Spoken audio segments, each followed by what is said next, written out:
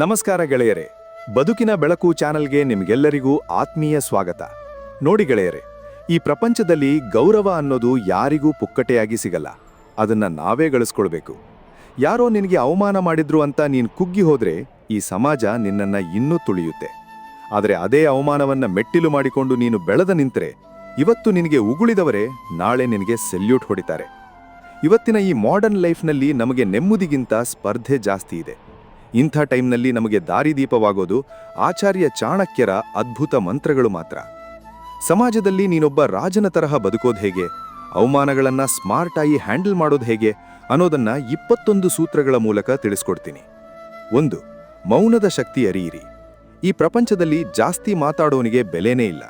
ಸುಮ್ಮನೆ ಸಿಕ್ಕಲ್ಲಿ ನಿನ್ನ ಅಭಿಪ್ರಾಯ ಹಂಚಿಕೊಳ್ಳೋಕೆ ಹೋಗಬೇಡ.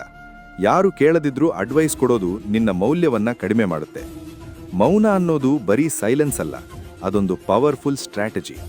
ಯಾವಾಗ ಮಾತಾಡಬೇಕು ಅನ್ನೋ ಕ್ಲಾರಿಟಿ ಇರೋನೇ ನಿಜವಾದ ಬುದ್ಧಿವಂತ. ಎನರ್ಜಿಯನ್ನ ವ್ಯರ್ಥ ಮಾಡಬೇಡಿ. ಯಾರೋ ರೋಡ್ನಲ್ಲಿ ಹೋಗೋನು ಬೈದ ತಕ್ಷಣ ವಾಪಸ್ ಬೈಬೇಡ. ಅವನ ಜೊತೆ ಜಗಳಕ್ಕೆ ನಿಂತರೆ ನೀನು ಕೂಡ ಅವನ ಮಟ್ಟಕ್ಕಿಳಿದಂತೆ. ನಿನ್ನ ಪೂರ್ಣ ಶಕ್ತಿ ನಿನ್ನ ಏಳಿಗೆಗೆ ಮಾತ್ರ ಬಳಕೆಯಾಗಲಿ. ನಿನ್ನ ಕೆಲಸದಲ್ಲಿ ನೀನು ಪಡೆಯುವ ಸಕ್ಸಸ್ ಆ ಟೀಕೆಗಳಿಗೆ ಉತ್ತರ ಕೊಡಲಿ. ಬಾಯಿಂದ ಜಗಳ ಆಡೋದ್ರಲ್ಲಿ ಯಾವ ಶೌರ್ಯನೂ ಇಲ್ಲ ಎಂದು ಹೇಳುವುದನ್ನ ಕಲಿಯಿರಿ. ತುಂಬ ಜನರಿಗೆ ಎಲ್ಲರಿಗೂ ಹೌದು ಅನ್ನೋ ಕೆಟ್ಟ ಅಭ್ಯಾಸ ಇರುತ್ತೆ. ಎಲ್ಲದಕ್ಕೂ ಒಪ್ಪೋನನ್ನ ಜನ ಕೆಲಸದಾಳು ಅಂತ ಭಾವಿಸ್ತಾರೆ. ನಿನಗೆ ಇಷ್ಟ ಇಲ್ಲದ ವಿಷಯಕ್ಕೆ ಧೈರ್ಯವಾಗಿ ನೋ ಅನ್ನೋದನ್ನ ಕಲಿ. ಇದು ನಿನ್ನಲ್ಲಿರೋ ಆತ್ಮವಿಶ್ವಾಸವನ್ನ ಹೆಚ್ಚಿಸೋಕೆ ಸಹಾಯ ಮಾಡುತ್ತೆ. ಗುರಿ ತಲುಪುವ ತನಕ ಮೌನವಾಗಿರಿ. ಯಾವುದಾದ್ರೂ ಒಂದು ದೊಡ್ಡ ಪ್ಲಾನ್ ಹಾಕಿದ್ರೆ ಅದನ್ನ ಮಾಡೋ ಮೊದಲೇ ಹೇಳಬೇಡ. ನಿನ್ನ ಪ್ಲಾನ್ ಎಕ್ಸಿಕ್ಯೂಟ್ ಆಗೋವರೆಗೂ ಅದು ಯಾರಿಗೂ ತಿಳಿಯಬಾರದು. ಜನರಿಗೆ ನಿನ್ನ ಸಕ್ಸಸ್ ನೋಡಿ ಖುಷಿ ಪಡೋದಕ್ಕಿಂತ ಕಾಲಿಳಿಯೋದೇ ಜಾಸ್ತಿ. ಕೆಲಸ ಮುಗಿಯೋ ತನಕ ನಿನ್ನ ಮೌನವೇ ನಿನ್ನ ಶಕ್ತಿಯಾಗಿರಲಿ. ಕಂಫರ್ಟ್ ಝೋನ್ ಬಿಟ್ಟು ಹೊರಬನ್ನಿ. ಮನೆಯಲ್ಲಿ ಸುಮ್ಮನೆ ಕೂತು ದೊಡ್ಡ ಕನಸು ಕಂಡ್ರೆ ಏನು ಸಿಗಲ್ಲ. ಲೈಫ್ನಲ್ಲಿ ಏನಾದರೂ ಸಾಧಿಸಬೇಕು ಅಂದ್ರೆ ನಿನ್ನ ಕಂಫರ್ಟ್ ಝೋನ್ ಬಿಡಲೇಬೇಕು.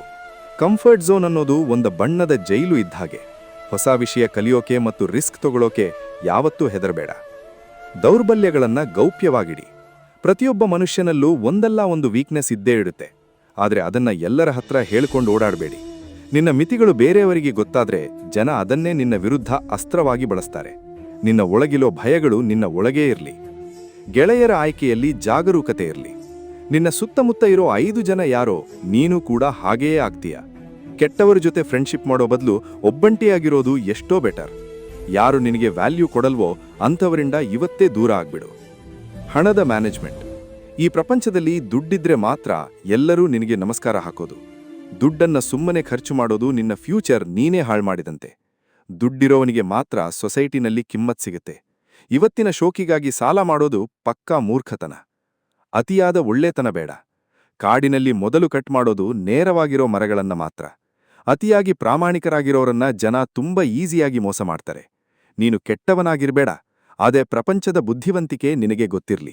ಸಂದರ್ಭಕ್ಕೆ ತಕ್ಕಂತೆ ಸ್ವಲ್ಪ ಜಾಣತನದಿಂದ ಬದುಕು.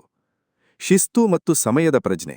ಸಮಯಕ್ಕೆ ಬೆಲೆ ಕೊಡದವನಿಗೆ ಕಾಲ ಯಾವತ್ತೂ ಬೆಲೆ ಕೊಡಲ್ಲ. ನೀನು ಹೇಳಿದ ಟೈಮ್ಗೆ ಕೆಲಸ ಮುಗಿಸೋದು ನಿನ್ನ ವ್ಯಕ್ತಿತ್ವಕ್ಕೆ ಪವರ್ ಕೊಡುತ್ತೆ. ಶಿಸ್ತಿರೋ ವ್ಯಕ್ತಿಯನ್ನ ಕಂಡ್ರೆ ಈ ಸೊಸೈಟಿಗೆ ಒಂದು ರೀತಿಯ ಗೌರವಯುತ ಭಯ ಇರುತ್ತೆ. ಸೋಂಬೇರಿತನವನ್ನ ಇವತ್ತೇ ಬಿಟ್ಬಿಡು. ನಿರಂತರ ಕಲಿಕೆ. ಜ್ಞಾನ ಇರೋನಿಗೆ ಎಲ್ಲಾ ಕಡೆ ಗೌರವ ಸಿಗುತ್ತೆ. ಅವನು ಎಲ್ಲಿ ಹೋದ್ರೂ ಗೆದ್ದು ಬರ್ತಾನೆ. ಇವತ್ತಿನ ಡಿಜಿಟಲ್ ವರ್ಲ್ಡ್ನಲ್ಲಿ ಹೊಸ ವಿಷಯ ಕಲಿಯೋದು ನಿಲ್ಲಿಸಿದ್ರೆ ನೀನು ಔಟ್ಡೇಟೆಡ್ ಆಗ್ತೀಯ. ನಿನ್ನ ಫೀಲ್ಡ್ನಲ್ಲಿ ನೀನು ಟಾಪ್ನಲ್ಲಿರ್ಬೇಕಾದ್ರೆ ಪ್ರತಿದಿನ ಅಪ್ಡೇಟ್ ಆಗ್ತಾ ಇರಬೇಕು. ಸ್ವಯಂ ಗೌರವ. ನಿನಗೆ ನೀನೇ ರೆಸ್ಪೆಕ್ಟ್ ಕೊಡದಿದ್ರೆ ಈ ಸೊಸೈಟಿ ನಿನಗೆ ರೆಸ್ಪೆಕ್ಟ್ ಕೊಡಲ್ಲ. ಅಪ್ಪಿತಪ್ಪಿಯೂ ನಿನ್ನನ್ನ ನೀನೇ ಕೀಳಾಗಿ ಯಾವತ್ತೂ ಕಾಣ್ಬೇಡ. ನಿನ್ನ ಡ್ರೆಸ್ಸಿಂಗ್ ಸೆನ್ಸ್ ಇರ್ಲಿ, ಮಾತು ಇರ್ಲಿ, ಎಲ್ಲದರಲ್ಲೂ ಒಂದು ಸ್ಟ್ಯಾಂಡರ್ಡ್ ಇಟ್ಕೋ. ನೀನು ನಿನ್ನನ್ನ ಒಬ್ಬ ವ್ಯಾಲ್ಯೂಯೇಬಲ್ ಪರ್ಸನ್ ಅಂತ ಅಂದುಕೊಂಡ್ರೆ ಮಾತ್ರ ಲೋಕ ನಂಬುತ್ತೆ.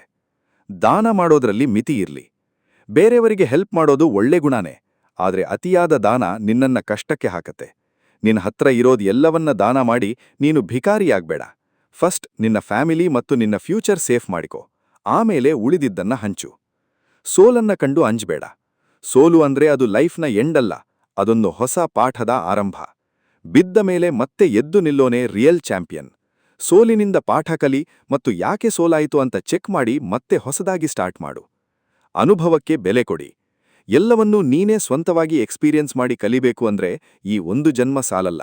ಅನುಭವ ಇರೋ ಹಿರಿಯರ ಸಲಹೆ ತಗೊಳ್ಳೋದು ತುಂಬಾ ಸ್ಮಾರ್ಟ್ ಕೆಲಸ. ಅವರು ಮಾಡಿದ ತಪ್ಪನ್ನೇ ನೀನು ಮತ್ತೆ ಮಾಡೋದು ಬುದ್ಧಿವಂತಿಕೆ ಅಲ್ಲ. ಸ್ವಾರ್ಥಿಗಳಿಂದ ದೂರವಿರಿ.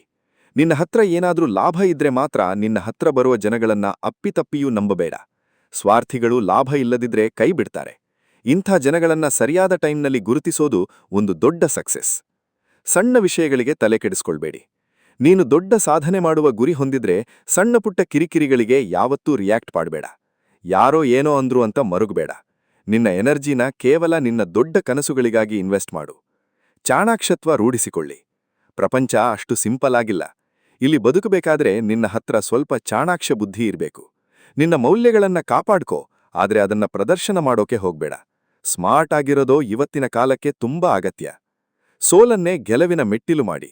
ಲೈಫ್ನಲ್ಲಿ ನೀನು ಎಷ್ಟು ಸಲ ಬೀಳ್ತೀಯಾ ಅನ್ನೋದಕ್ಕಿಂತ ಬಿದ್ದಾಗ ಎಷ್ಟು ಸ್ಪೀಡಾಗಿ ಎದ್ದು ನಿಲ್ತೀಯಾ ಅನ್ನೋದು ಮುಖ್ಯ. ಸೋತಾಗ ಮುಖ ಸಣ್ಣದು ಮಾಡಿಕೊಂಡು ಕೂರೋ ಬದಲು ಆ ಸೋಲನ್ನೇ ಒಂದು ಸವಾಲಾಗಿ ಸ್ವೀಕಾರ ಮಾಡು. Economic power. ನೆನ್ಪಿಡು, ಆರ್ಥಿಕ ಶಕ್ತಿ ಇಲ್ಲದಿದ್ರೆ ಈ ಲೋಕದಲ್ಲಿ ಯಾವ ಗೌರವವೂ ಸಿಗಲ್ಲ. ಮೊದಲು ನಿನ್ನ ಸಾಮ್ರಾಜ್ಯ ಬಿಲ್ಡ್ ಮಾಡು. ನೀನು ಸ್ಟ್ರಾಂಗ್ ಆಗಿದ್ರೆ ಮಾತ್ರ 10 ಜನಕ್ಕೆ ಸಹಾಯ ಮಾಡೋಕೆ ಸಾಧ್ಯವಾಗತ್ತೆ. ಆತ್ಮವಿಶ್ವಾಸವೇ ಅಸ್ತ್ರ. ಗೆದ್ದಾಗ ಕಾಲು ನೆಲದ ಮೇಲಿರ್ಲಿ ಮತ್ತು ಸೋತಾಗ ಆಕಾಶದ ಕಡೆ ನೋಡಿ ಮತ್ತೆ ಹಾರೋಕೆ ರೆಡಿಯಾಗು. ಚಾಣಕ್ಯರು ಹೇಳಿಕೊಟ್ಟಿರೋ ಈ ಎಲ್ಲಾ ನೀತಿಗಳು ನಿನ್ನ ವ್ಯಕ್ತಿತ್ವವನ್ನ ಉಕ್ಕಿನಂತೆ ಗಟ್ಟಿ ಮಾಡ್ತವೆ.